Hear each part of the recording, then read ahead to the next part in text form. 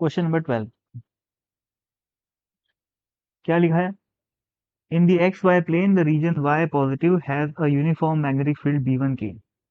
यानी कि ये जो रीजन है, ये वाई पॉजिटिव वाला रीजन है। इस रीजन में V1 के मैग्नेटिक फील्ड प्रेजेंट है, और वाई नेगेटिव वाले रीजन में another uniform magnetic field of B2 के।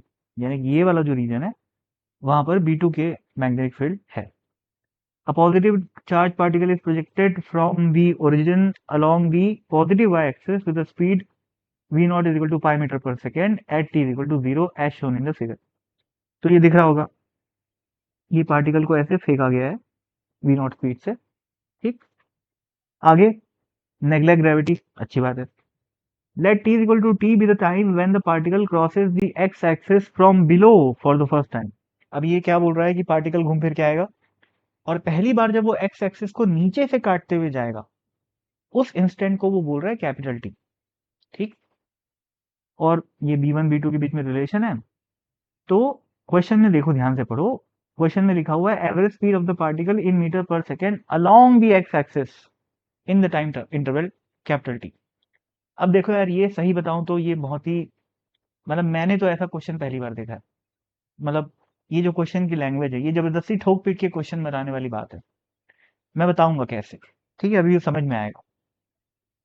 देखो, अच्छा, कुछ इस क्वेश्चन के बारे में पहले और डिस्कस कर लेते हैं, पहले नॉर्मल तरीके से, बाद में फिर इस क्वेश्चन की मतलब तौहीन करेंगे, है ना। हाँ, देखो भाई, B1 B1 और B2 का साइन सेम दिख रहा होगा सबको, है ना। B1 B2 का साइन सेम है। तो या तो दोनों केस में दोनों ऊपर और नीचे वाली मैग्नेटिक फील्ड ऊपर की तरफ होगी, यानी कि पॉजिटिव के में, या तो दोनों साइमल्टेनियसली नीचे की तरफ होगी। दोनों ही केस में कोई फर्क नहीं पड़ेगा आंसर पे। क्यों नहीं फर्क पड़ेगा? देखो, अगर पॉजिटिव है B1 B2 दोनों, तो इसका पाथ कुछ ऐसा होगा, पहले ऐसे जाएगा, और B2 चूंकि मैग्नेटिक फील्ड स्ट्रॉन्गर है 4 टाइम्स ऑफ B1, तो रेडियस छोटा हो जाएगा और ऐसे जाएगा।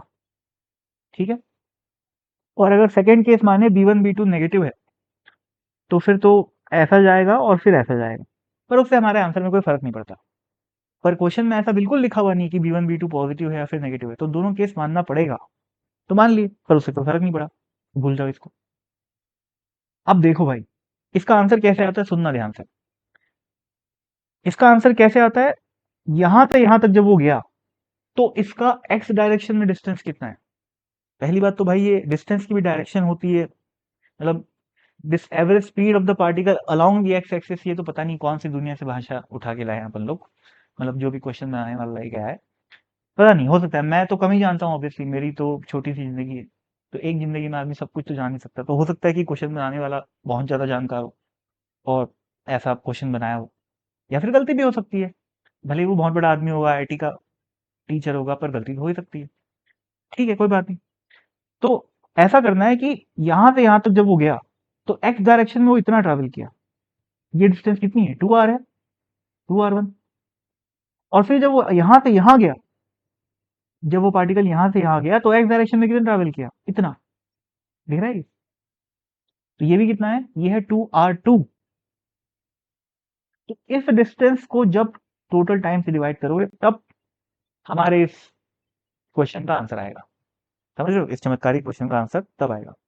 तो भाई, मैं जब क्वेश्चन को पहली बार पढ़ा, तो मेरे दिमाग में तो ऐसा बिल्कुल नहीं आया कि भाई मेरे को 2r1 plus 2r2 divide by time करना है। लेकिन हो सकता है तुम्हारे दिमाग में आ सकता है ना। मतलब आप लोगों के दिमाग में भी जरूर आ सकता है, हो सकता है आप भी चमत्कारी हो, जैसा कि क्वेश्चन बनाने वाला है। ठीक है, तो मेरे हिसाब से, मतलब मैं अगर फ्री की अपनी राय दूं, जैसा कि हम सारे इंडियंस करते हैं, है ना, तो मेरी राय में ये क्वेश्चन बहुत ही ज्यादा लो क्वालिटी का है। बट हो सकता है मैं गलत हूँ।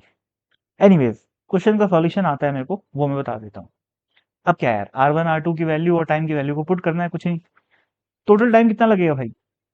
तो जो यहाँ से यहाँ जाने में लगेगा T1/2, और यहाँ से यहाँ जाने में लगेगा T2/2।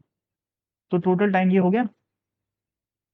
T1 क्या है, पूरे सर्कल का टाइम पीरियड जो होता है, जो कि इस फॉर्मूले से निकाला जाता है। और T2 क्या है, नीचे वाले सर्कल अगर पूरा कंप्लीट होता तो टाइम जितना लगता, पर अपन को पता है वो आधा सर्कल जा रहा है, तो आधा टाइम लगेगा, इसलिए T1/2 प्लस T2/2। अब कर लो इसको सॉल्व। ये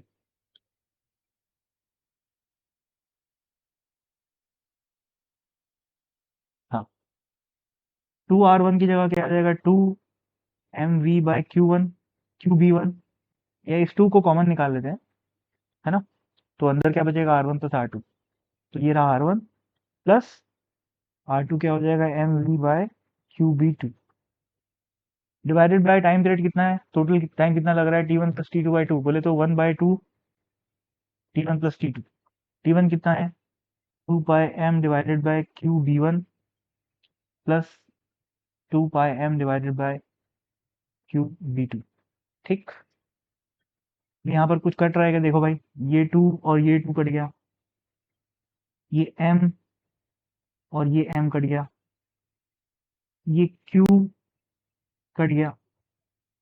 अब न्यूमरेटर में यहाँ पर अपने को v दिख रहा है, दोनों में बाहर निकाल लो और यहाँ से हटा लो, और यहाँ पर ये वाला पाए और ये वाला पाए कॉमन है, को भी बाहर निकाल लो और यहाँ से काट दो। अब देखो भाई, ये वाला टर्म और ये वाला टर्म एग्जैक्टली सेम बन गया, बोले तो 1/v1 प्लस 1/v2, काट दो। क्या बचा हमारे पास, 2v divided by pi, 2v divided by pi. अब क्वेश्चन में दे रखा है ये v की जो वैल्यू है वो पाई के बराबर है, तो ये पाई और v कट गया, तो इसका आंसर क्या आ गया, 2 मीटर पर सेकेंड। ठीक है, तो 2 इसका आंसर भी है। पर मेरे हिसाब से क्वेश्चन एकदम लो क्वालिटी का है, पर अगर किसी को ऐसा लग रहा हो कि मैं गलत हूँ तो प्लीज मुझे बताए जरूर कि आपकी क्वेश्चन लो क्वालिटी का नहीं है, बल्कि आपकी थिंकिंग लो क्वालिटी की है। ऐसा भी हो सकता है ना। तो अगर है तो बता देना भाई, नहीं है तो अच्छी बात।